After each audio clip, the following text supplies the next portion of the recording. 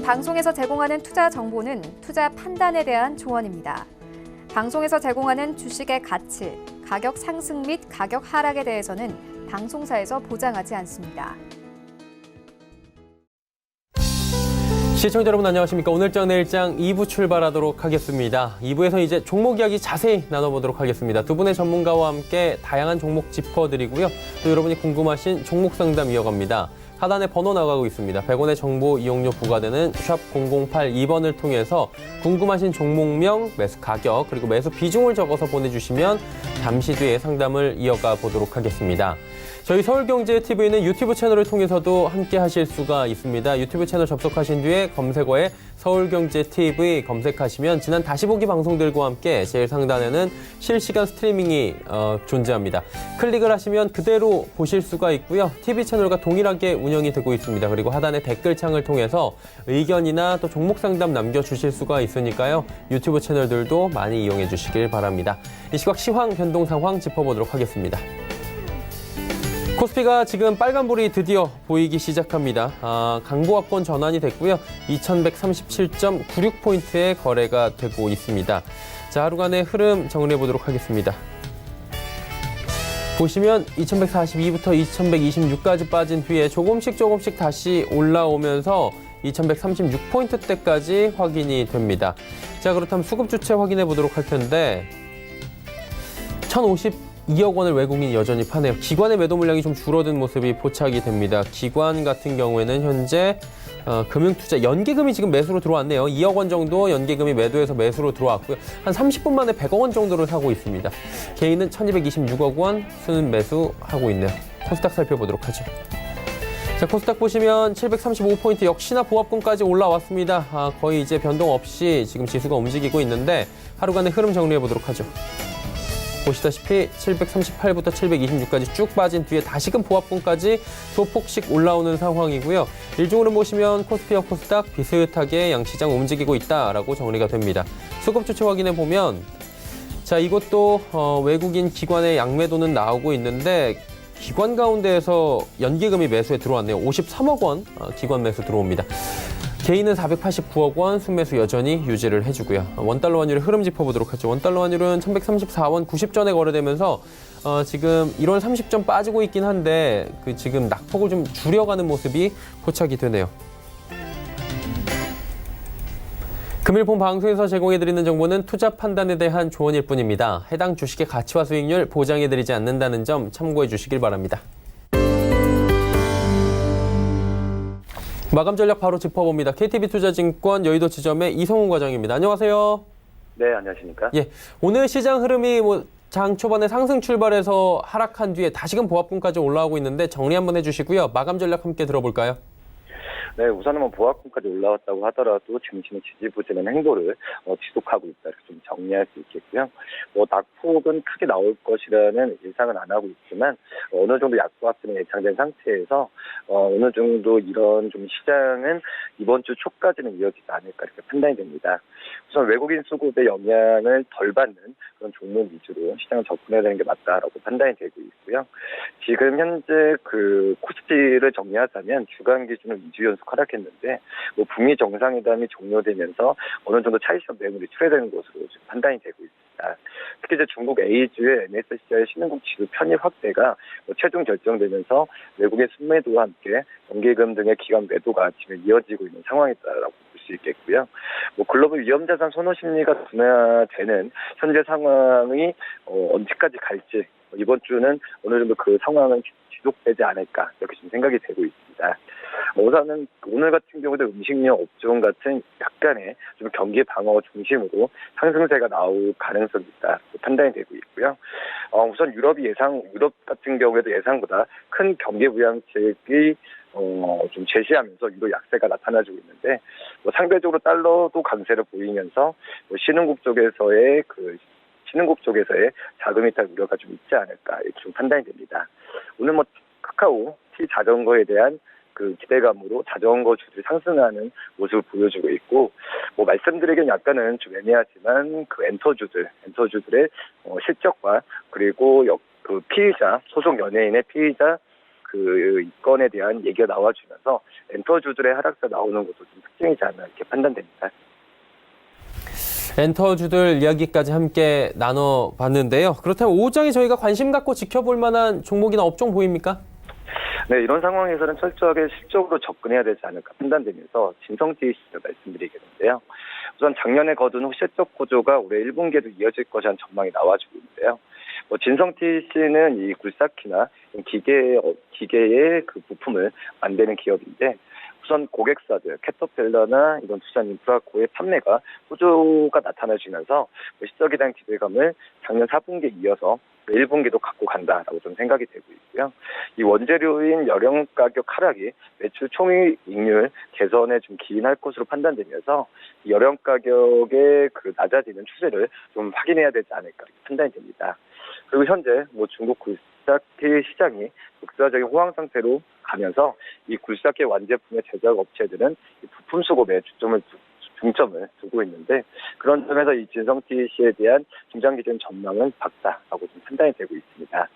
우선 그 4분기만 놓고 보면 매출액이 920억으로 작년에 같은 기간보다 36% 증가했고 영업이익은 153% 늘어난 모습 보여주었는데 이런 호실적은 상반기에도 이어갈 가능성이 크지 않을까 이렇게 좀 판단되고 있습니다. 네, 오늘 말씀은 여기까지 듣도록 하겠습니다. 고맙습니다. 네, 감사합니다. KTB 투자증권 여의도 지점의 이성훈 과장과 함께했습니다.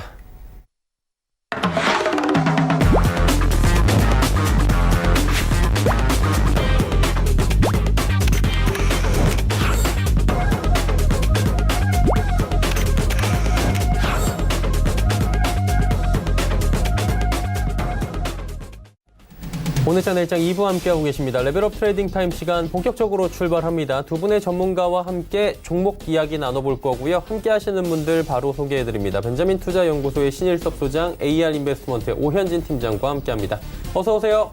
네, 안녕하세요. 네, 지금 분주하게 신 소장님 움직이고 있는 모습이 포착이 되는데 바로 여쭤보도록 하겠습니다. 어떤 종목을 준비하실게요? 이렇게 분주하십니까? 네, 첫 번째 종목 유니드입니다. 예.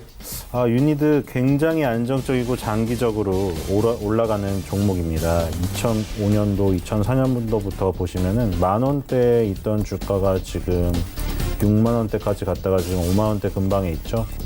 자, 이렇게 그 안정적으로 화학업종에서 한우물만 파서 계속 그 자기만의 영역을 구축한 그 업체들 같은 경우에 주가의 흐름이 장기적으로 어떻게 되는가 유니드에서도 볼 수가 있을 거라고 생각이 되고요. 예전에 그 화학업종들의 그 대형주부터 소형주까지 다 보여드린 적이 있었던 것 같은데 LG화학부터 롯데케미칼로 시작해서 국도화학, 유니드 같은 중소형 화학업체까지 화학업종 같은 경우에는 어떤 큰 공장을 가지고 있어야 되고 거기서 이제 범용 화학 제품들을 만들고 그런 것들이 그 우리 생활 속에 다 속속들이 다 박혀 있어요. 화학 제품은 굉장히 빼놓을 수가 없습니다. 우리 삶과 밀접한 관계가 있어서 이게 부침을 타지 않아요. 어떤 경기에 부침을 타지 않고 굉장히 안정적이며 그 해당 그 제품이라던가 소재라던가 이런 것들이 이미 그 어떤 업체가 그 구축해 놓은 구도가 흔들리기가 쉬운 구도가 아니에요. 진입장벽이 이미 높기 때문에 공장을 그만큼 새롭게 세워서 들어와서 그 업력을 따라갈 수가 없습니다. 그래서 기본적으로 화학업종은 사실 투자하기에 굉장히 편안하고 안정적인 업종이 아닌가 그런 생각이 들어요. 어떤 산업의 사이클도 크게 타지가 않고 왜냐면 지금 보시면은 조선이나 건설업종도 사이클 크게 타서 굉장히 힘들어 하시는 분 계신데 화학업종 같은 경우에는 그런 큰 사이클의 여파도 크게 미치지도 않았거든요. 다 보시면 지금 유니드도 지금 10,000원대에서 지금 6, 7년에 걸쳐서 50,000원, 60,000원대로 올라온 뒤에 지금 이제 한 8, 9년을 옆으로 횡보하고 있잖아요.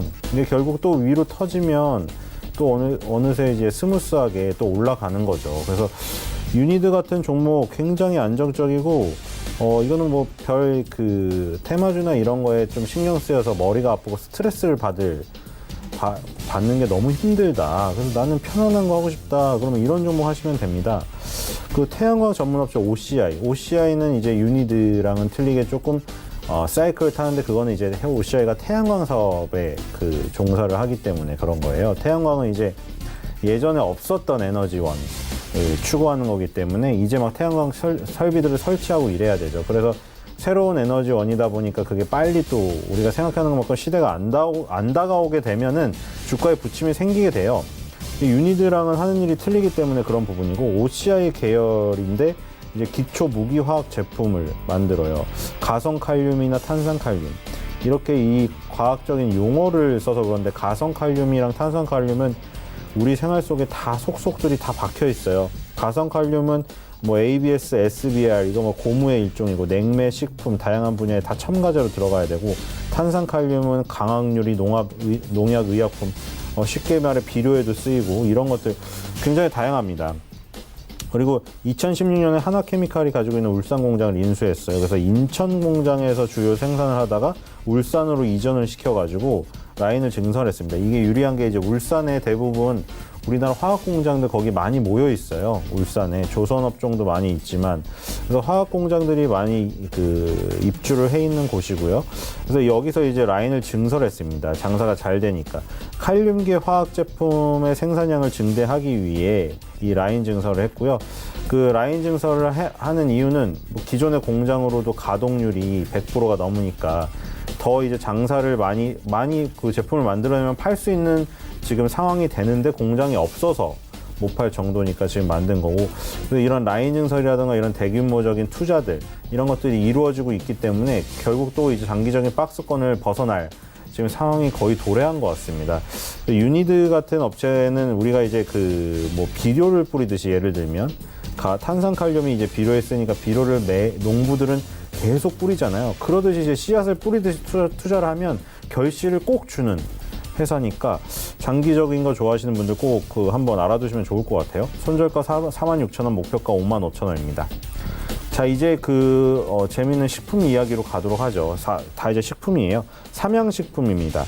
지금 불닭볶음면으로 일단 대박이 난 거는 다들 아실 테고, 그때 우리가 앵커님이랑 얘기를 한 적이 있었습니다. 삼양식품이 지금 많이 빠져 있는데, 자, 빠진 이유가 그 전에 불닭볶음면 뭐 대박 나고, 그러니까 이제 잠깐 대박 났던 라면들은 사실 많이 있었어요.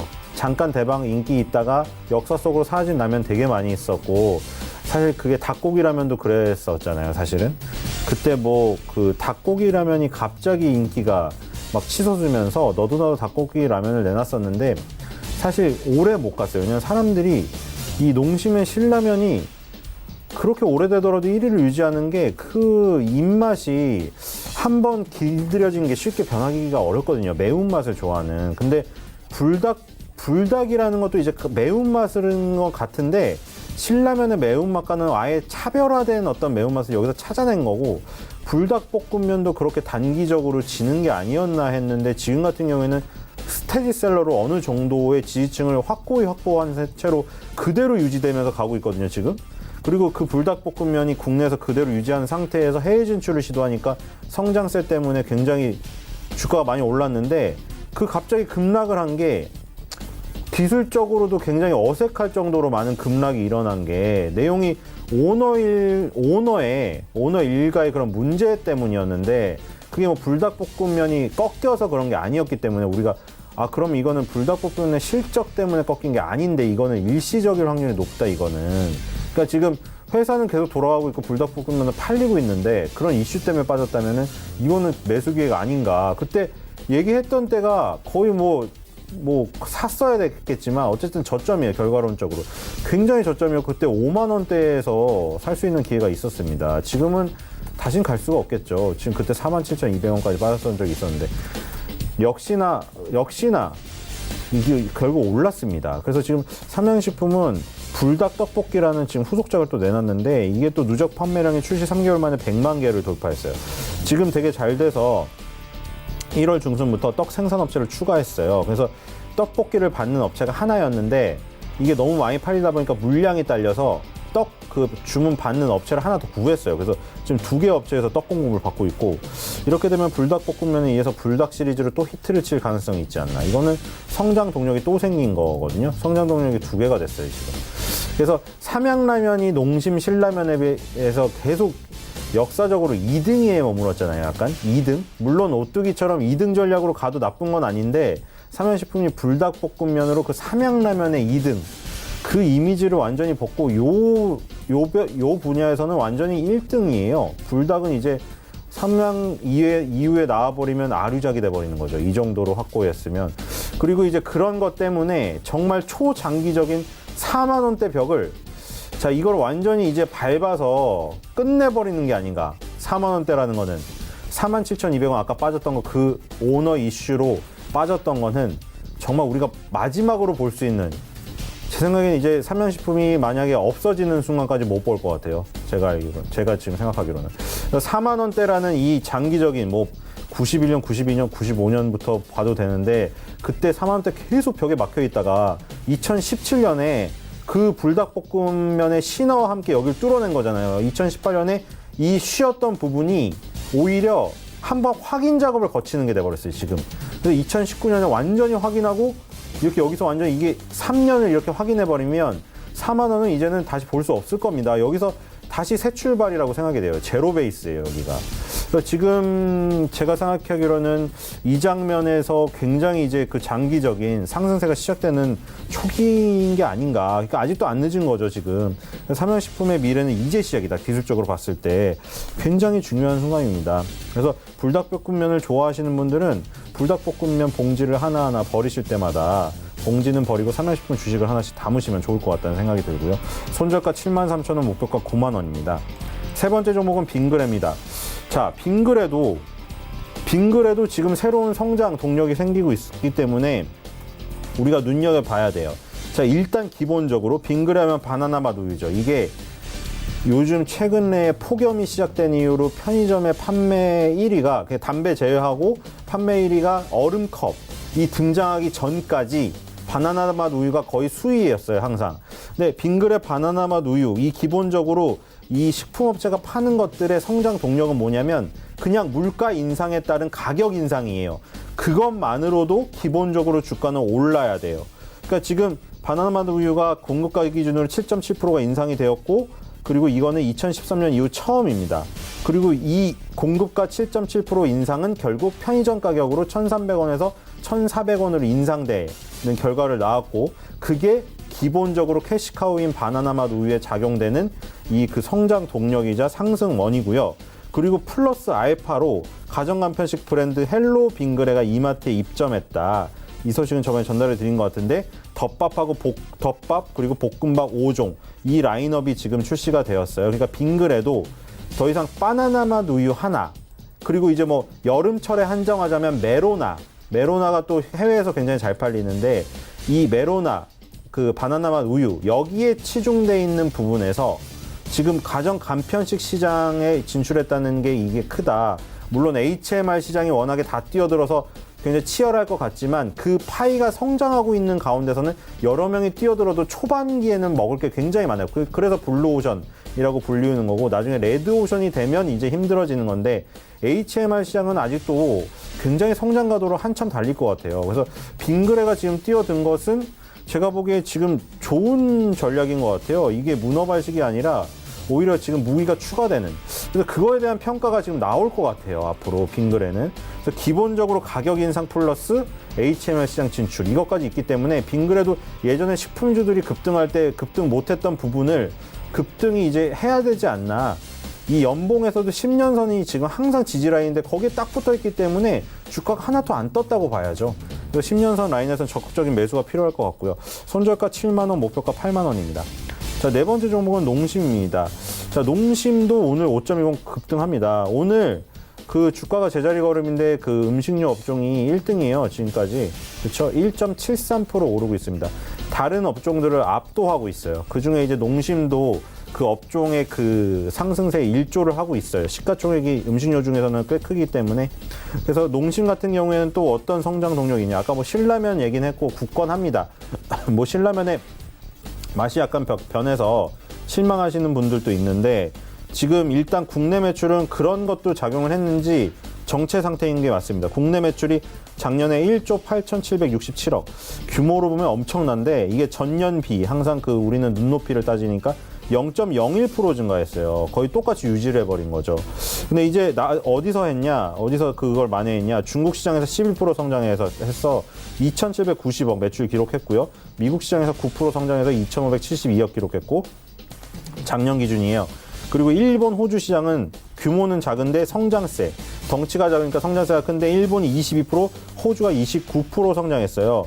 농심이 신라면 마케팅을 적극적으로 하고 있거든요. 우리나라에서 한계가 있다는 거를 식품회사들은 다 인지를 하고 있습니다. 인구도 늘지 않고. 그리고 이제 또 하나, 신라면 건면 출시. 지금 이거 보름 만에 300만 개를 돌파했다. 물론 건면이 예전에 꼬꼬면이나 뭐 이런 것처럼 단기에 그칠 수도 있는데 심상치가 않습니다. 이게 국내 건면 시장이 원래 풀무원이 라면 시장에서 선두권은 아닌데 생면 식감이라고 해서 육개장 칼국수로 그 건면 시장을 뚫어놨어요. 근데 농심이 그때는 진출을 안 했거든요. 근데 이게 농심 잘 보시면 과자가 많이 만들진 않는데 일본 여행하시다가 보신 과자들 많이 수입해요. 지금 치라타라던가 우마카이 이런 거 오징어 과자 있죠. 그게 다 농심이 수입해서 지금 편의점 같은 데 가보시면 깔려 있는데 농심이 거기 일본에 관심이 있어서 그런지 일본 시장을 본 것 같아요. 일본 시장에서도 건면이 몇 년 전만 해도 라면 전체 시장의 5%밖에 비중이 없었는데 20%대로 4배로 성장하는데 몇 년이 걸리지 않았어요. 그래서 일본 시장에서 건면이 성장하는 걸 보고 농심이 여기서 적극적으로 뛰어든 것 같아요. 그래서 지금 풀무원이 지금 뉴스를 보시면 공장을 급하게 증설시키고 있어요. 왜냐하면 건면 시장이 굉장히 크면서 인기도 없고 거기다가 농심이 지금 본격적으로 뛰어드니까 사실 생면 식감 만들 때는 농심이 신경도 안 쓰다가 갑자기 뛰어드니까 놀래가지고 이제 풀무원도 막 증설을 하고 지금 파이가 늘어나니까 같이 커가는 지금 시장이 되었어요. 그래서 건면 시장이 일단은 이 정체되어 있는 국내 라면 시장에 어떤 약간 바람을 불러일으키는 역할을 할 것 같아요. 2016년도에 풀무원만 좀 적극적으로 할 때 건면 시장이 1,000억 원 정도 규모였는데 작년에 1,400억이래요. 이게 40%가 는 거잖아요. 건면 시장이 일본처럼 커지면 지금 우리나라 건면 시장도 5%도 안 되거든요. 전체 비중이. 그래서 그게 뭐 10%만 는다고 해도 2배로 가는 거니까 지금 다른 업체에서도 건면을 다 준비하고 있거든요. 그래서 이쪽이 좀 바람이 일으킬 것 같고 농심도 지금 그 제품 가격 인상을 몇 개 했습니다. 그래서 기본적으로 제품 가격 인상들이 물가 인상에 따라 다 일어나는 데다가 플러스 알파로 있는 것들이 다들 하나씩 있죠, 무기가. 그리고 그 주가도 다른 업종들이 갈 때 음식료는 지금 정체에 있었어요. 정체에 있으면서 기술적으로 이동 평균선도 다 봉하고 붙어서 밀어 올릴 준비가 되어 있기 때문에 지금 음식료 업종의 장기적인 이 흐름이 다시 시작되는 원년이 될 것 같다는 생각이 들어요. 손절가 27만 원, 목표가 35만 원입니다. 마지막 종목은 SPC 삼립입니다. 자, 이건 좀 짧게 하겠습니다. SPC 삼립도 마찬가지인데 그동안 4년 동안 조정을 받았어요. 지금 최근에 제빵 사업 부분이 성장을 견인하고 있는데 이게 아까 그거랑 똑같아요. HML 시장이 올라가는 이유가 1인 가구가 늘어나고 간편히 식사할 수 있는 간편식이 확대돼서 그런데 그래서 샌드위치 그리고 냉장 디저트 이게 지금 2자릿수가 성장이 되고 있어요. SPC 삼립이 그래서 여기를 공략을 많이 하고 있고 그리고 해외 진출해서 해외 매장 다 합해서 많잖아요. 뭐 파리바게뜨도 있고 근데 그걸 다 합쳐서 매장 400호점을 돌파했습니다. 그래서 지금 간편식 시장이 확대되면서 SPC 삼립은 깔고 있는 샌드위치 디저트 잘 되고 해외 매장 늘어나고 이런 부분이 있는데 주가가 4년을 쉬고 있다. 그리고 그 전에 물론 4년을 급등을 했습니다. 이거 급등한 이유도 아까 그거랑 비슷하죠. 지금 앞에 나온 삼양식품이랑 비슷한데 이 5만 원대라는 라인이 항상 삼립의 그 삼립식품이었을 때 호빵 관련주의였을 때 그 어떤 그 저항권이었는데 4년 만에 급등해가지고 그걸 다 또 완전히 뚫어버렸어요. 그러니까 지금 4년을 쉬어도 사실 여한이 없어요. 그 흐름을 본다면 지금 보면은 올라간 각도와 내려간 각도는 많이 차이가 나거든요. 급하게 올라오고 완만하게 쉬고 있습니다. 자, 성장하는 기업이 3년 이상 쉬기가 힘듭니다. 그리고 10년 라인에 왔기 때문에 자, SPC 삼립도 지금 적극적인 매수가 필요하지 않나. 오늘도 7% 급등하지만 이 7% 급등하는 게 문제가 아니라 7%가 문제가 아니라 70%가 갈 거를 생각하면은 이 7%는 아무것도 아니에요. 그래서 지금 음식료주 주목할 타이밍입니다. 3년 이상 다 쉬었어요. 그래서 손절가 11만 원, 목표가 15만 원 하도록 하겠습니다. 네. 오늘은 음식료 업종 위주로 가지고 오셨는데 섹터가 좀 변동하고 있는 것이 아닌가라고 강력하게 또 말씀을 해주시면서 구체적으로 5종목에 대한 이야기를 들어봤습니다. 오현진 팀장 바로 만나보도록 하죠. 어떤 종목 준비하셨습니까? 네, 첫 번째로는 이제 대형주 중에서 조금 편안하게 모아가실 수 있는 종목으로 현대차를 가져왔습니다. 현대차는 이제 앞으로 5년간 45조 정도를 투자하겠다라는 계획을 발표를 했습니다. 그래서 신차 부문에 20조, 그리고 생산 설비 개선에 10조, 미래 기술 투자에 15조를 투자하겠다고 했고요. 현재 SUV 시장에서 상당한 강자지를 유지를 하고 있습니다. 그래서 이 강자지를 유지를 하면서 미래 자동차 시장도 선점하겠다라는 의지가 굉장히 강하다고 보시면 될 것 같아요. 그래서 이런 부분들이 기업 가치 증대 기대감으로 연결될 수 있다라고 보고 있고요. 주주환원 정책도 이어질 가능성이 높다고 봅니다. 현대모비스는 올해 하반기부터 2021년까지 1조 원의 자사주 매입 그리고 배당 확대 정책을 공시를 했습니다. 현대차 역시도 배당 확대 기조는 지속적으로 유지할 가능성이 높다라고 보고 있고, 이런 부분들은 주가의 하반 경직성을 조금 강화시켜주는 요인이다라고 보시면 될 것 같고요. 현대차는 다음 달 이제 주총에서 그 정의선 부회장이 대표이사로 확정이 됐습니다. 그래서 그런 부분들은 예정된 수순이었기 때문에 사실 이게 특별할 거는 없습니다. 근데 생각보다 좀 빠른 타이밍이었죠. 이게 현대차 자체적으로도 위기의식이 있었다라고 봅니다. 그리고 신규 대표이사가 선임되면 아무래도 기본적으로 그 경영정책 변화에 대한 기대감이 좀 부각되기 때문에 이런 부분들도 한번 생각해 보시면 좋을 것 같습니다. 현대차 그룹주가 이제 주주환원 정책을 시행하는 것 대비해서는 많이 좀 못 올랐다는 생각이 듭니다. 올해 들어서는 주가가 좀 주춤했는데 지금부터는 하반 경직성이 좀 강해질 것 같아요. 그래서 현대차 그룹주에 대해서 장기적으로는 긍정적인 관점을 말씀드리고 싶고, 최근 들어서 현대차는 기관의 매수가 좀 유입되고 있습니다. 그래서 외국인의 매도를 어느 정도 상쇄시켜주는 흐름들도 나타나고 있으니까 좀 중장기적인 관점에서 보시는 분들은 한번 관심 있게 보실 수 있지 않을까라고 판단을 하고 있고요. 현재 주가가 이제 12만 원 초반대입니다. 금일 종가 부근에서 매수 가능하다고 말씀드리겠고요. 목표가는 13만 5천 원, 손절가는 11만 원 정도 잡아보도록 하겠습니다. 두 번째 종목은 이제 LG 이노텍입니다. LG 이노텍은 카메라 모듈 업체죠. 갤럭시 S10에 그 카메라가 5개가 들어가고 갤럭시 폴드에는 무려 6개가 들어갑니다. 앞으로 중저가 폰에도 카메라 모듈은 확대 적용될 가능성이 높다라고 판단하고 있고, 3D 센싱 모듈이 이제 얼굴이나 손의 그 고유 형상이나 움직임 이런 것들을 감지해서 사용자 인증이 또 가능을 하거든요. 또 화면 전환이라든지 이런 특정 명령을 수행할 수 있고요. 이 3D 센싱을 자동차에 사용하게 됐을 때는 그 주행 중에 운전자가 여러 조작 버튼을 찾아 누르는 대신에 전방을 주시한테 손 동작만 하면은 공조장치나 내비 등을 제어할 수 있어요. 그래서 전 세계 3D 이미지 처리 센싱 장치 시장 규모가 작년에 29억 달러였는데 2022년에 그러니까 한 3, 4년 안에 3배 정도 확대될 것으로 봅니다. 90억 달러까지. 그런 관점에서 현재 3D 센싱 관련 모멘텀을 가진 업체를 좀 볼 수 있다라고 보고, 원래 LG노텍은 이제 아이폰 관련주였어요. 그래서 아이폰 판매가 부진하면서 주가가 많이 밀렸는데 그런 부분에 대한 악영향은 제가 볼 땐 충분히 반영됐다고 생각을 합니다. 앞으로는 아이폰과는 약간 별개의 모멘텀으로 움직일 수 있기 때문에 현재 위치에서는 관심 가질 수 있다라고 판단하고 있고요. 금일 종가에서 매수 가능하다고 보겠습니다. 목표가는 12만 5천 원, 손절가 10만 원. 역시 중기적인 관점으로 보시면 좋을 것 같습니다. 세 번째는 이제 제약바이오주 중에서 메디포스트를 가져왔습니다. 제약바이오주는 계속해서 좀 주목해야 될 섹터라고 보고 있어요. 사업종 대비해서 상승폭이 적고, 특히 요즘에 코스닥 중소형 바이오주는 좀 많이 올라오긴 했거든요. 근데 대형 제약바이오주가 별로 못 올라왔어요. 그래서 그런 만큼 시장에 수급이 유입될 수 있다라고 보고, 메디포스트 같은 경우에도 좀 많이 빠졌었다가 이제 바닥을 좀 다지고 있기 때문에 올라갈 준비를 하고 있다라는 생각이 듭니다. 그래서 위치적으로도 현재 상승 후에 눌림, 밑꼬리 이후에 추가 반등 가능성이 있다고 보고 있고요.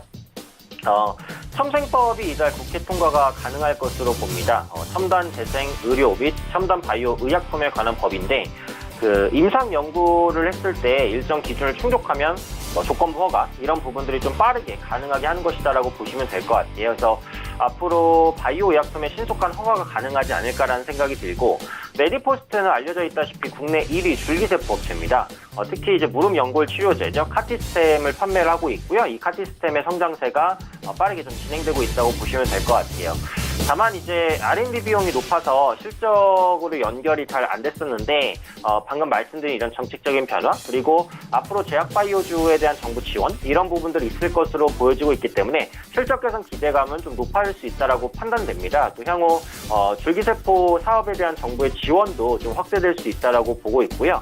메디포스트는 이제 제대열 사업도 영위를 하고 있습니다. 그러니까 제대열은 그 신생아의 태출 속에 있는 혈액이죠. 줄기세포가 굉장히 풍부하기 때문에 출산 시에 채취해서 냉동했다가 백혈병이라든지 빈혈이라든지 이런 난치병 치료에 사용 가능할 수 있다는 부분 그리고 이 제대열 사업도 정부 지원이 있을 수 있다고 보고 있어요. 메디포스트가 선두주자 역할을 하고 있으니까 이런 모멘텀 복합적으로 가지고 있는 기업이라고 보시면 되겠습니다.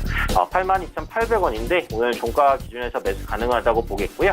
목표가는 9만 원 정도, 손절가는 78,000원 정도입니다. 제약주의 순환매가 돌면 생각보다 빨리 올라갈 수도 있으니까 이런 부분들 체크해 보시면 좋을 것 같습니다.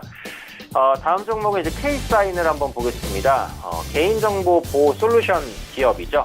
스마트폰의 기능이 아시겠지만 갈수록 좀 다변화가 되고 확대가 되고 있는 모습들 확인됩니다. 계좌이체라든지 주식거래, 간편결제 이런 것들이 가능해지고 앞으로 그 홈 IoT 시장이 성장하게 됐을 때 이 스마트폰을 통한 집안 가정 컨트롤이라든지 역시 이런 부분이 가능하겠죠. 그리고 디지털 신분증, 디지털 여권으로 앞으로 사용 범위가 확대될 것으로 보입니다. 그러니까 스마트폰의 기능이 지금도 많은데 앞으로는 더 많아진다라는 거죠. 그러면 자연스럽게 보안에 대한 중요성이 더 커진다라는 거고 보안주, 모바일 보안주에 대한 성장 동력으로 작용할 수 있다고 보시면 되겠습니다. 갤럭시 S10에 이제 블록체인 지갑 기능이 탑재가 됐죠. 그러면서 관련주가 급등했다가 지금 눌림인데 눌림목에서 공략할 수 있다고 보고요. K사인은 삼성전자의 그 개인정보 암호화 솔루션을 공급하고 있는 업체입니다. 앞으로 삼성전자와 모바일 보안 관련 사업 확대될 수 있기 때문에 이런 부분들에 대한 기대감도 함께 좀 생각해 보시면 좋을 것 같습니다. 금일 종가분에서 매수 가능하다고 보고 있고요. 목표가는 1,650원, 손절가는 1,450원 정도 보시면 될 것 같습니다. 마지막 종목은 NHN 엔터테인먼트입니다. 신작 게임이 이제 디즈니 토이 컴퍼니가 공개가 됐죠. 디즈니와의 그 지식재산권, IP 제휴로 개발 중인 모바일 게임입니다. IP는 게임사의 가장 강력한 모멘텀이라고 보고요. N소프트의 리니지나 썬데이 토즈의 애니팡 이런 것들이 대표적인 IP라고 보시면 되겠고 기존에 이제 인지도가 높은 IP를 보유하고 있으면 이를 통해서 게임을 출시할 수도 있고 캐릭터 왕구를 출시할 수도 있고 책을 출시할 수도 있고 굉장히 이제 활용 범위가 다양해요. 그래서 IP 경쟁력을 가진 업체를 꾸준하게 주목할 필요가 있다라고 보고 있고 과거에 그 디즈니 캐릭터를 기반으로 한 게임이 있었습니다. 디즈니 쯔무쯔무라고. 근데 그 게임이 이제 일매출 10억 이상 달성을 했었어요. 과거에. 그렇기 때문에 이번 게임도 기대감이 있다라는 거고 앞서 이제 닌텐도와 손잡고 출시한 게임이 닥터 마리오 월드인데 그 하반기에 IP 기반을 한 신작 추가 출시 기대감까지 같이 또 가지고 있는 상황이고요. 추가적으로 중요한 게 그 자회사 페이코입니다. 간편결제 페이코는 원래는 그 NHN 엔터의 발목을 잡는 요인이었는데 최근에는 상황이 완전히 바뀌었어요. 가입자 수가 거의 1,000만 명 가까이 되고 있고 앞으로는 이제 간편결제를 지원하겠다라고 정부에서 밝히고 있는 상황이에요. 간편결제, 후불결제 시스템이 도입되죠. 신용카드 기능이 들어간다라고 볼 수 있고 항공권이라든지 이전에 간편결제를 구매할 수 없었던 것도 구매할 수 있게 됩니다. 그래서 이런 부분들이 또 강력한 모멘텀으로 작용할 수 있겠다 이렇게 판단을 하고 있습니다. 오늘 이제 갭상승을 했기 때문에 약간 눌림이 있을 수 있어요. 그래서 제가 매수를 종가에 말씀을 드리긴 했는데 종가부터 종가 이하로 좀 조정 시에 모아가는 전략이 조금 더 유리할 수 있겠다는 생각은 듭니다. 매수하시게 됐을 경우 목표가는 10만 원, 손절가는 8만 원으로 설정하도록 하겠습니다. 네, NHN 엔터테인먼트까지 5종목 들어봤습니다. 이제 단기 접근 종목들 바로 리뷰해 보도록 하겠습니다. 신 소장님은 지난 시간에 태경화학 일단 인공강우인가요? 그 관련 종목으로 해서 태경화학 말씀해 주셨는데 결과 어땠습니다? 네, 일단 미세먼지 관련주 중에 지금 크린앤사이어스는 오늘 20% 급등을 하면서 역사적인 상승을 하고 있습니다. 각종 필터를 만들죠. 그래서 저 범용 제품에 밀려서 약간 이거 사이드 메뉴 같은 거였잖아요. 그러니까 인공광우는 약간 사이드 메뉴였어요. 공기청정기 업체 그리고 손세정제 마스크 관련주. 이건 어떻게 직접적으로 시민들이 행동하는데 관련된 거라면 이건 이제 인공광우 앞으로 실험을 할 것이다. 그래서 약간 좀 멀다고 해야 되나요?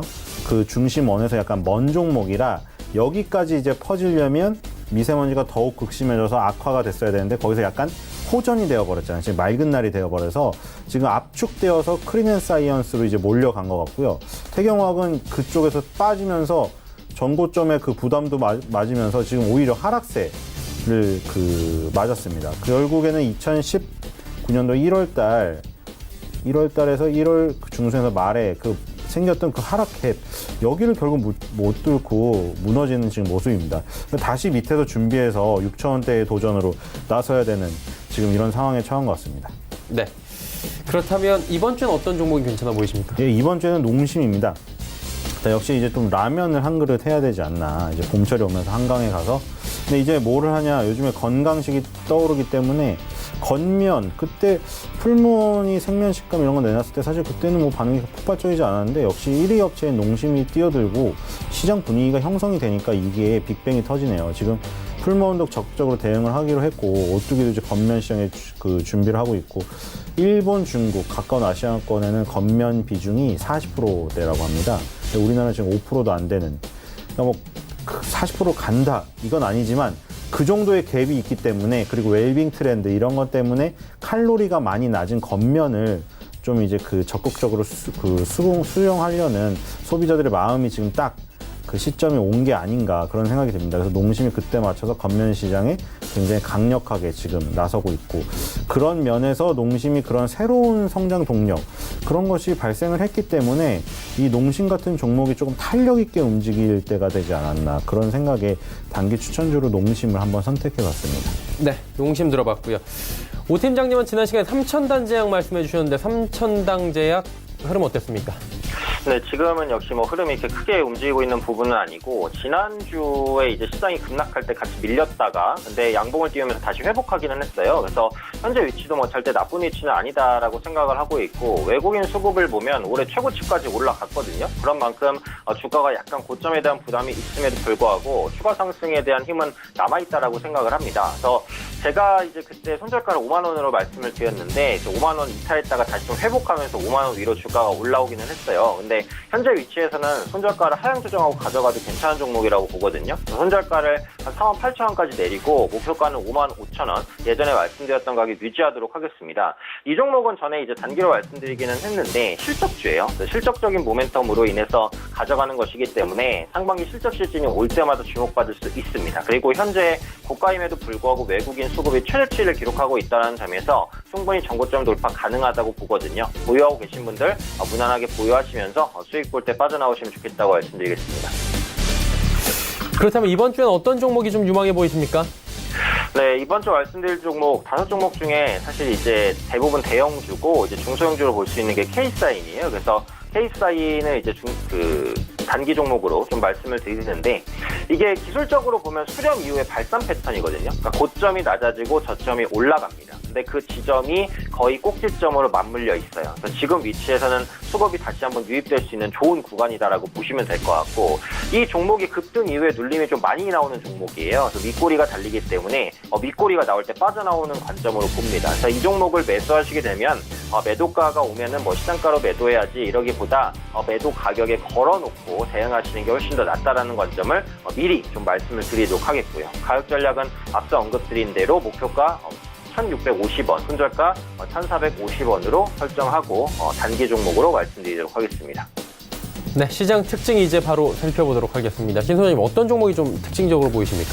예, 오늘은 개별주 중에 셀리버리가 굉장히 네. 눈에 띕니다. 지금 상장한 지 2018년 11월 달이니까 얼마 되지 않았는데요. 12.23% 상승이고 지금 장중에는 26.88 거의 상한가 가까이 갔어요. 근데 오늘 소식이 지금 비만 치료제 신약 후보 물질인데 이게 당뇨에도 적용이 되는 복합 치료제 이걸 미국 특허를 받았습니다. 1년여에 걸쳐서. 그래서 비만과 당뇨를 같이 앓고 있는 사람들이 많이 있거든요. 비만이 모든 병의 근원이기 때문에 당뇨병도 같이 올 수가 있어요. 그래서 셀리버리가 미국 특허를 취득을 한 게 굉장히 유효한 이쪽 소식이었고 그로 인해서 지금 급등이 나왔는데 그 전에 사실 4만 원대까지 근접한 상승까지 만들어냈거든요. 2월 달에, 3월 달에. 지금 3월 8일 날 39,900원, 3월 8일 날 39,900원, 100원이 딱 모자른 4만 원대에 지금 마디지수에 딱 걸렸는데 거기서 지금 갭 상승을 하면서 넘어서 폭발해 버렸어요. 지금 또 5만 원 가까이 갔다 왔죠. 그 다음 마디즈스테인. 그래서 지금 이 소식을 미리 이 시장은 알고 있었던 게 아닌가. 왜냐하면 밑에서 이미 다져놨었고 2018년 11월 달에 고점을 이미 이 2월 달에 걸쳐서 다 다지기를 했어요. 그리고 위로 한번 뜬 다음에 지금 그 이슈에 맞춰서 한 번 더 크게 상승을 한 거거든요. 그래서 이런 지금 바이오 벤처 회사들의 신약 후보물질 특허 소식이라던가 다국적 제약사의 기술 수출 이런 것들이 지금 굉장히 많이 나오고 있거든요. 그래서 우리나라의 바이오 벤처의 기술력이 굉장히 뛰어나다. 그래서 이런 기업들이 아마 앞으로도 많이 나올 거고 셀리버리는 또 이제 유럽 특허를 또 준비한다고 합니다. 그래서 그런 소식들이 계속 나오면 나올수록 그리고 혹시 이게 또 다국적 제약사가 기술을 사간다면 셀리버리의 주가는 훨씬 더 탄력이 붙지 않을까 그런 생각이 듭니다. 네. 오현진 팀장께서는 오늘 시장에 어떤 종목이 좀 특징적으로 보이시던가요? 네, 오늘 아무래도 가장 충격을 받은 게 이제 엔터주였기 때문에 엔터주 중에서 SM을 한번 보겠습니다.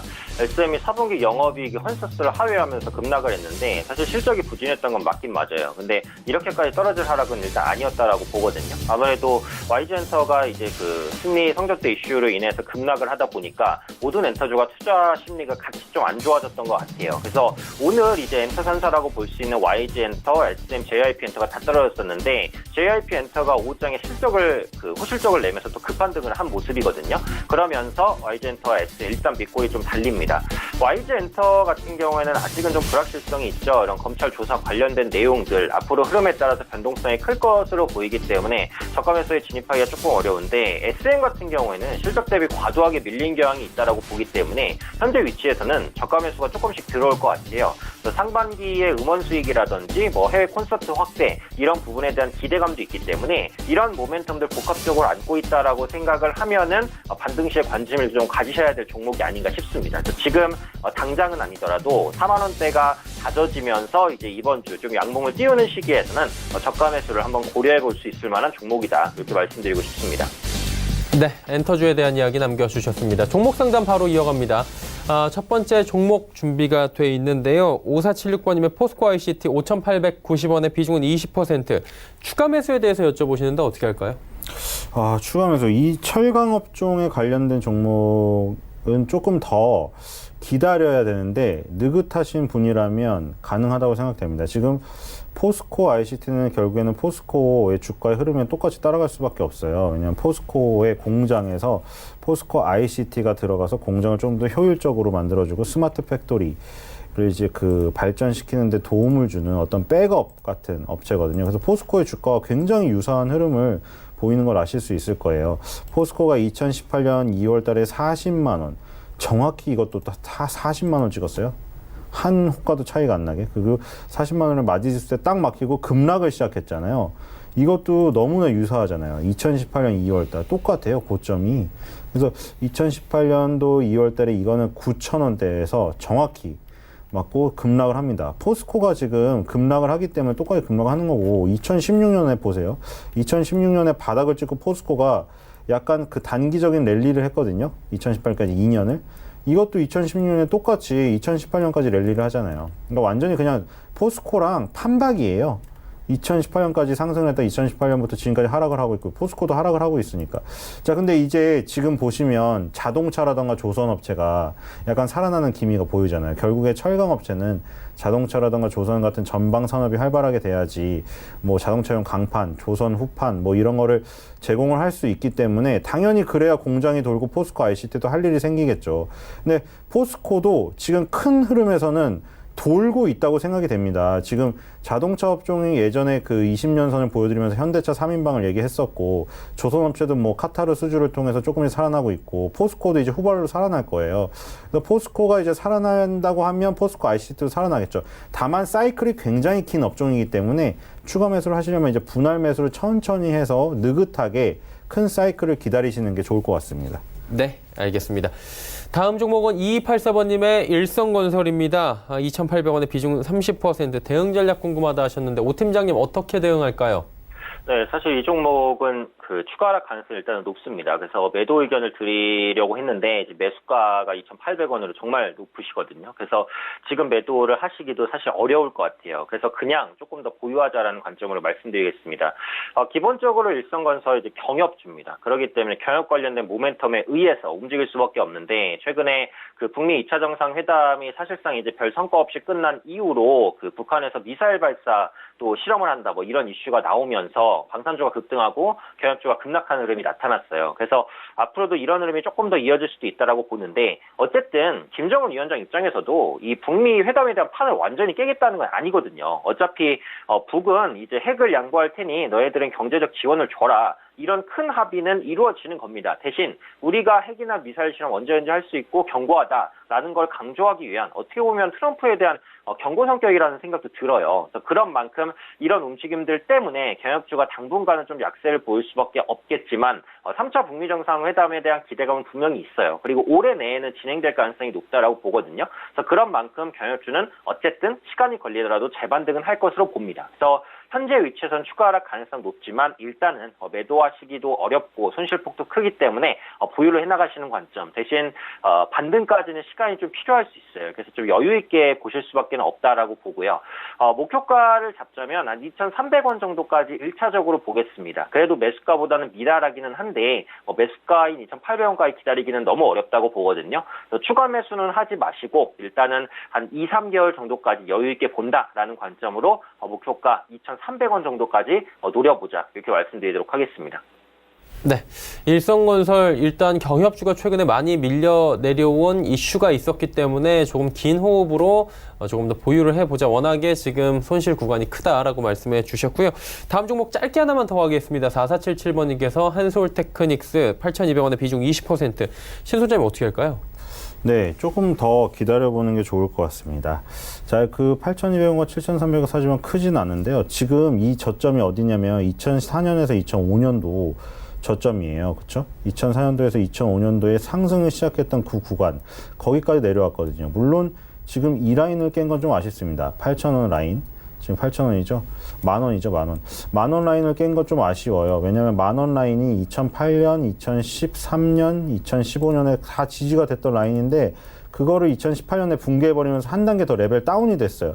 근데 지금 같은 경우에는 이 2002년에서 2004년에 이 저점이 있기 때문에 기술적으로 기대를 해보고, 그리고 기본적인 내용은 일단 보급형 그 스마트폰, 그리고 LCD TV나 이런 생활형 가전 쪽에서 TV 시장에 들어가는 부품을 만드는데, 자, 지금 스마트폰 최신형 프리미엄 폰들이 나오고 있어요. 그 다음에 보급형 스마트폰이 나오고 이제 보급형 스마트폰 부품주가 순환매가 돌 거예요.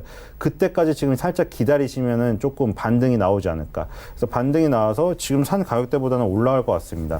그래서 제 생각에는 그 만원대 선까지는 반등이 가능하니까 충분히 수익을 내고 파실 수 있는 기회가 올 것 같습니다. 네.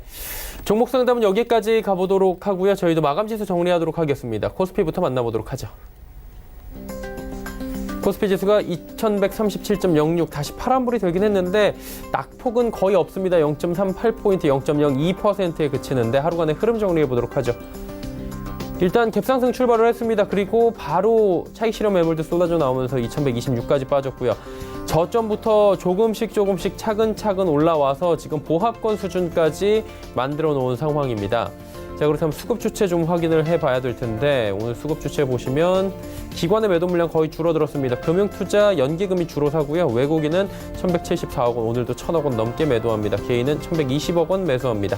다음 살펴보도록 하죠. 시총 상위주들입니다. 삼성전자, SK하이닉스, 셀트리온 빠지는 가운데 현대차가 반등에 성공합니다. 12만 1,000원대까지 올라왔네요. 6위부터 10위 종목들입니다. 한국전력이 지속적으로 상승 흐름 가져가는 가운데 네이버 보합이고요. 나머지 종목들 모두 빠집니다. 포스코, 삼성바이오로직스, LG화학, 소폭식 모두 조정이 나옵니다. 이번엔 코스닥 시장입니다. 코스닥 시장 보시면 738.50 상승 전환했고요. 상승폭을 더 키웠습니다. 2.53포인트나 올라갑니다. 하루간의 흐름 정리해 보도록 하죠. 코스닥 역시 갭상승 출발해서 쭉 저점 찍고 다시금 올라왔는데 거의 장중 고점까지 올라오면서 고점을 다시 만들어가는 분위기, 크게 V자가 하나 나오네요. 수급 주체 확인해 보도록 하겠습니다. 외국인 기관의 동반 매도가 나오는데 외국인의 매도 물량은 51억 원까지 줄어들었고요. 기관 가운데에서도 연기금이 매수가 들어왔고 금융투자도 매수가 들어왔습니다. 개인은 208억 원 매수 들어오면서 코스닥도 장중에 상승 전환에 성공을 하는 모습 포착이 됩니다. 시총 상위주들의 흐름 마지막으로 정리해 보도록 하죠. 빨간불이 월등히 많습니다. 지금 셀트리온 헬스케어, 신라제, CJENM, 바이로메드 모두 올라갔는데 상승폭을 더 키워나갔고요. 포스코 캠텍만 2.5% 유일하게 하락 추세입니다. 6위부터 10위 종목들도 정리합니다. 여기도 빨간불이 훨씬 많이 보이네요. HLB가 4%대까지 상승폭을 키웠고 메디톡스도 소폭 상승 이어갑니다. 스튜디오 드래곤이 보합권까지 다시 올라왔습니다. 그리고 펄어비스가 7% 가까운 급등 나오면서 오랜만에 장중에 시세 분출을 합니다. 코롱티슈진만 유일하게 0.77% 하락하면서 300원 하락 마감 예상이 됩니다.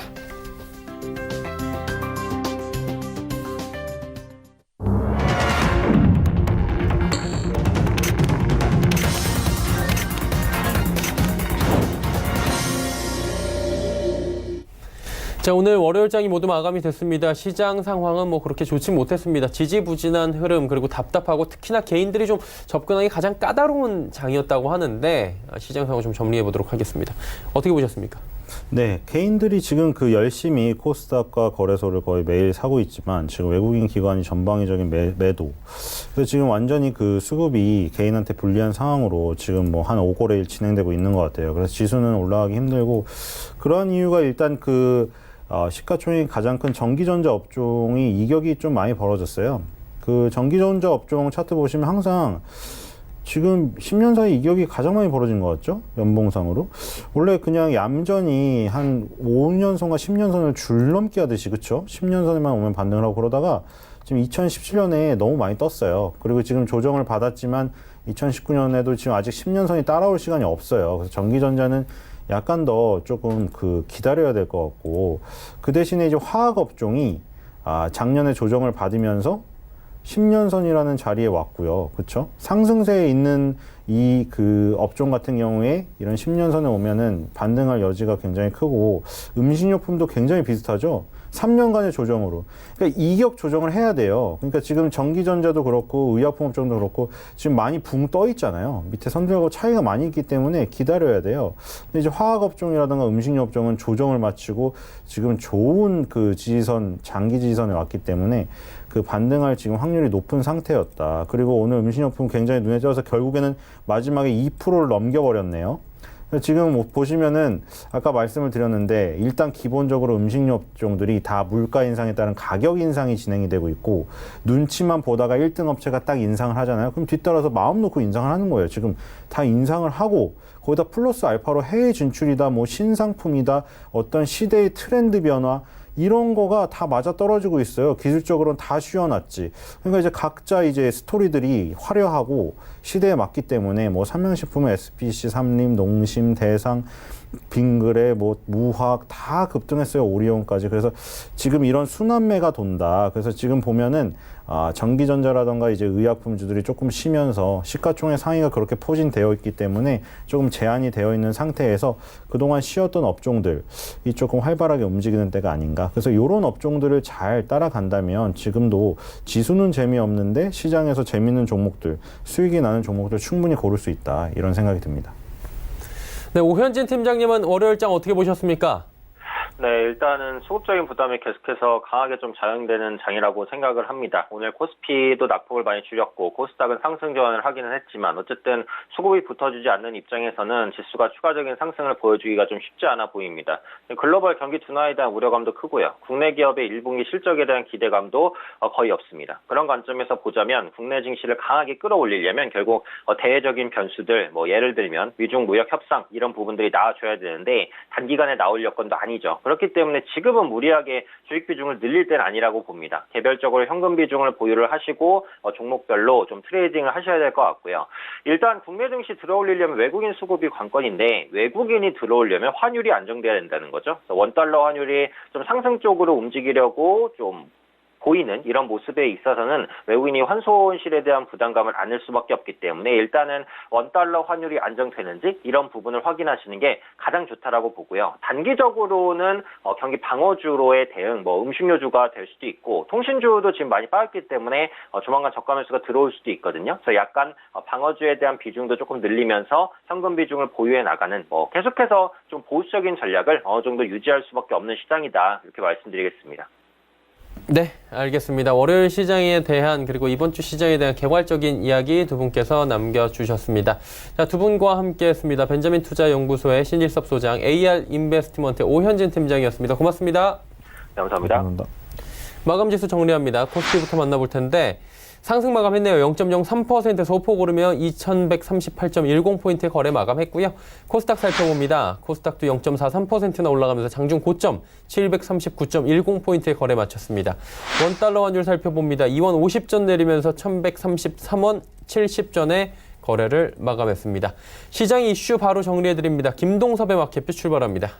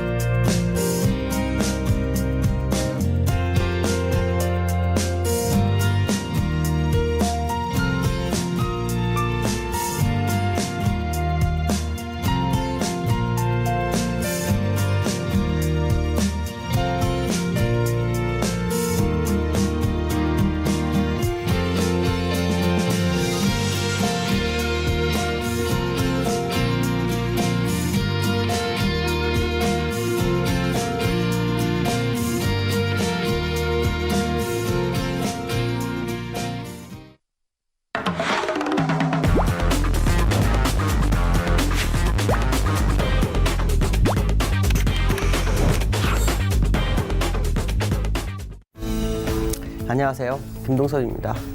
새로운 한 주가 시작이 됐습니다. 지난주 미국장의 영향을 받아서 국내장이 하락과 상승을 반복하다가 결국에는 강보합으로 마감하는 모습이 나왔죠.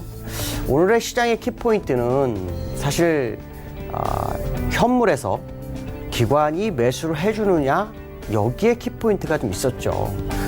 오늘 시장을 보시면 외국인들의 선물에서는 지속적으로 매수를 했습니다. 물론 막판에 물량을 좀 줄여든 건 사실이지만 선물에서 매수를 진행하고 있었고 기관들이 현물을 매도하고 있었는데 기관들이 현물을 막판에 매수를 해주면서 시장을 약간 올려놓고 방어적인 모습을 보이면서 끝났습니다.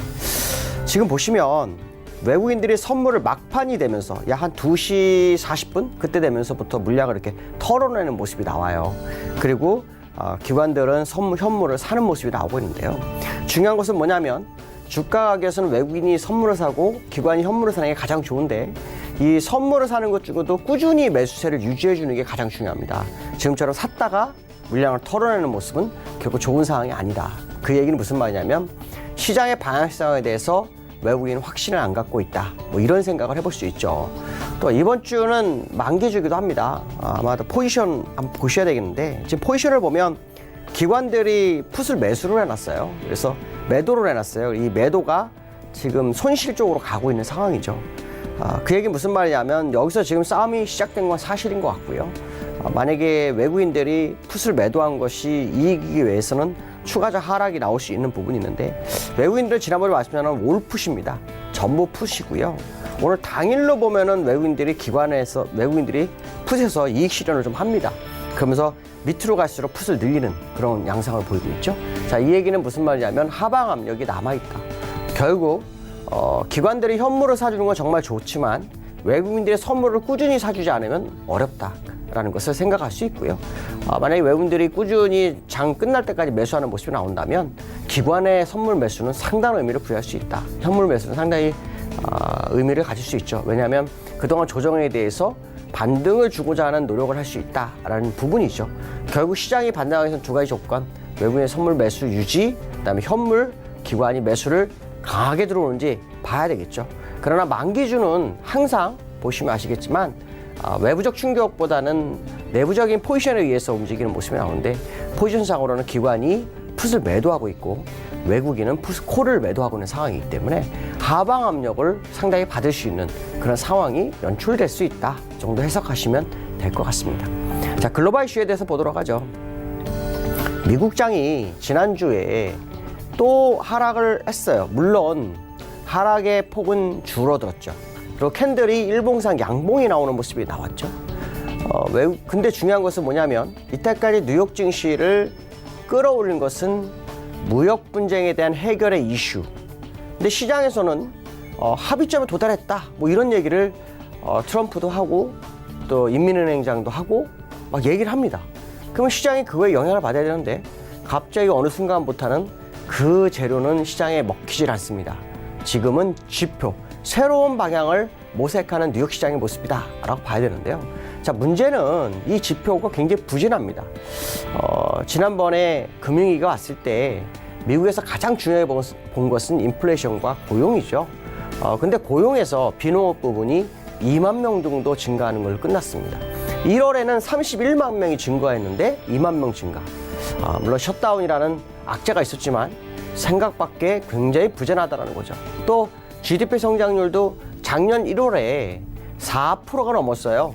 근데 지금은 어떻게 됐죠? 2.6% 정도까지 밀리고 있는 상황이다라고 본다면 앞으로 미국장은 지표에 의한 방향성이 나오지 않겠나라는 부분이죠. 특히 무역 분쟁이 해결돼도 시장에서는 기대치를 많이 높여놨기 때문에 정말 좋은 뉴스가 나오지 않는다면 이 시장을 끌어올릴 수 있을까에 대한 부분을 한번 해석해 볼 수 있고요.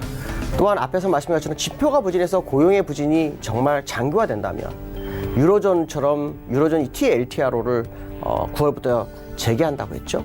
그것처럼 미국 FRB도 진행할 수 있는 소지가 있죠. 새로운 부양책. 자, 문제는 이 부양책이 시장에서 받아들이기를 좋은 쪽으로 받아들일 것이냐, 아니면 정말 얼마나 안 좋길래 QE4를 또 해? 뭐 이런 생각을 할 수도 있습니다. 결론적으로 말하면 위험자산 매매하는 사람 입장에서는 굉장히 부담감을 주는 시장 정책이 나올 수도 있겠다라는 생각을 해야 될 것 같고, 그것이 이제 결국 시장의 방향성을 하지 않겠나라는 생각을 해봐야 될 것 같습니다.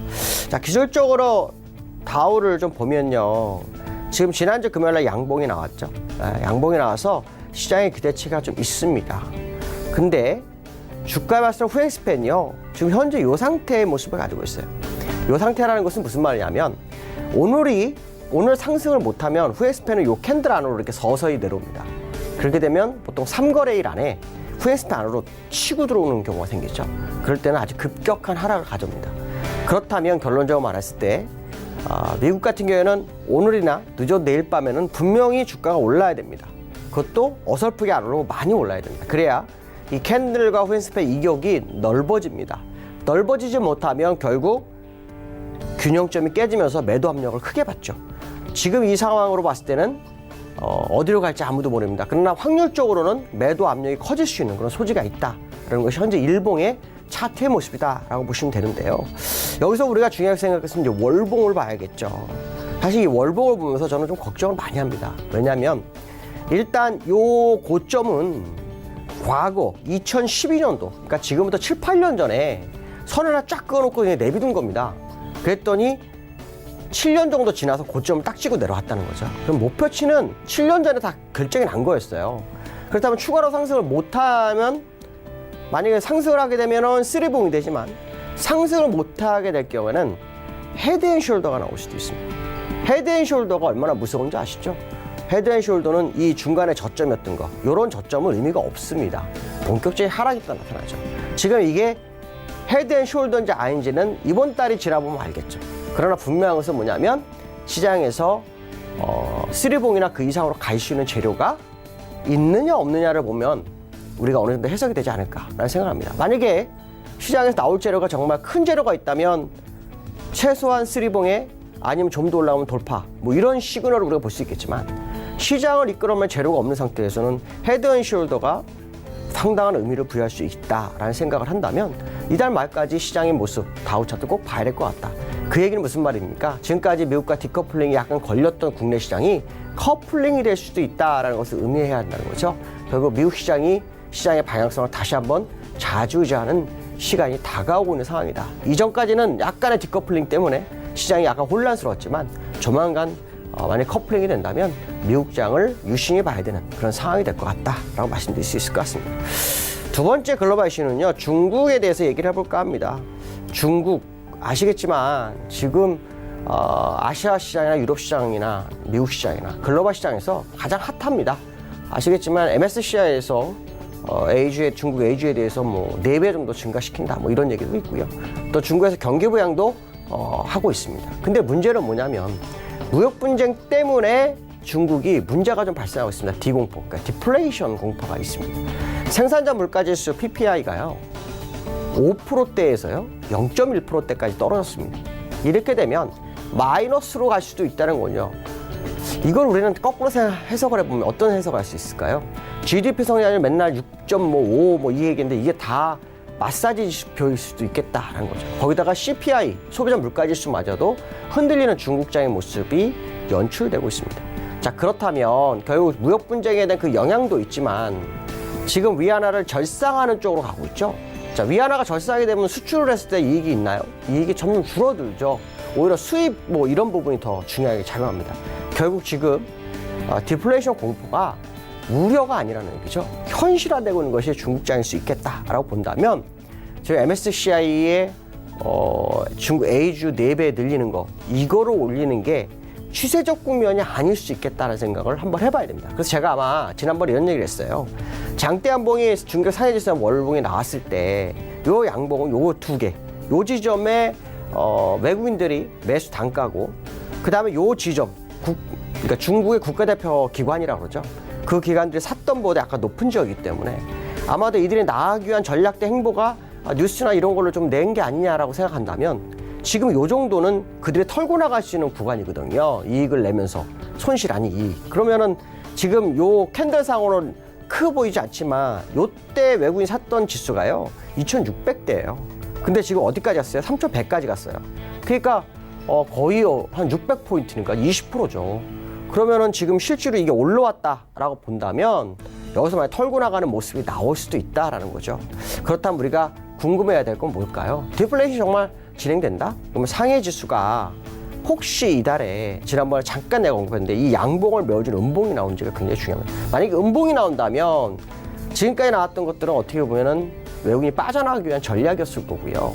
양봉이 나온다면 중국장은 별도의 장이 나오겠죠. 그러나 분명한 것은 뭐냐면 미국도 지표에 흔들리듯이 중국도 지표를 무시할 수 없을 것이다 라는 생각은 한 번쯤 해야 될 것 같습니다.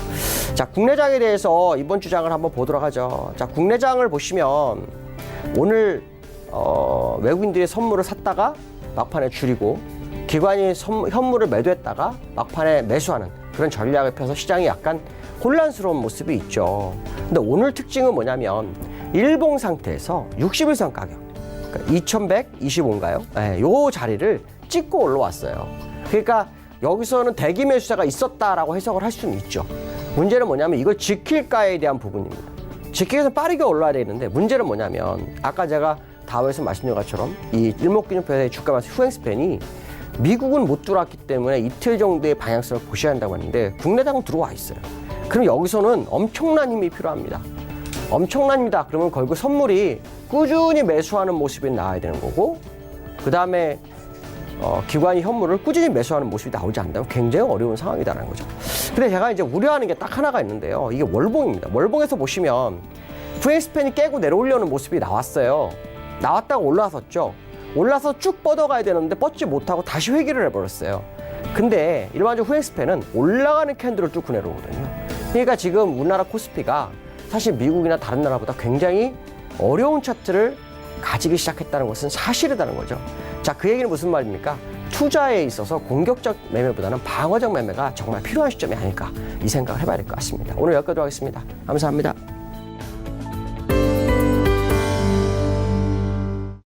김동섭의 마켓뷰 함께 하셨습니다. 금일 본 방송에서 제공해드린 정보는 투자 판단에 대한 조언이었습니다. 해당 주식의 가치와 수익률 보장해드리지 않는다는 점 참고해 주시길 바랍니다. 오늘장 내일장 저희가 준비한 소식은 여기까지입니다. 편안한 오후 시간 보내시길 바랍니다. 저희는 내일 오후 2시에 더욱 알찬 소식을 들고 찾아뵙도록 하겠습니다. 함께해 주신 여러분 고맙습니다.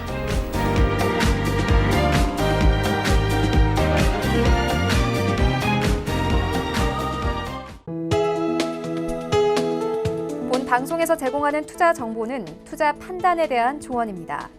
방송에서 제공하는 주식의 가치, 가격 상승 및 가격 하락에 대해서는 방송사에서 보장하지 않습니다.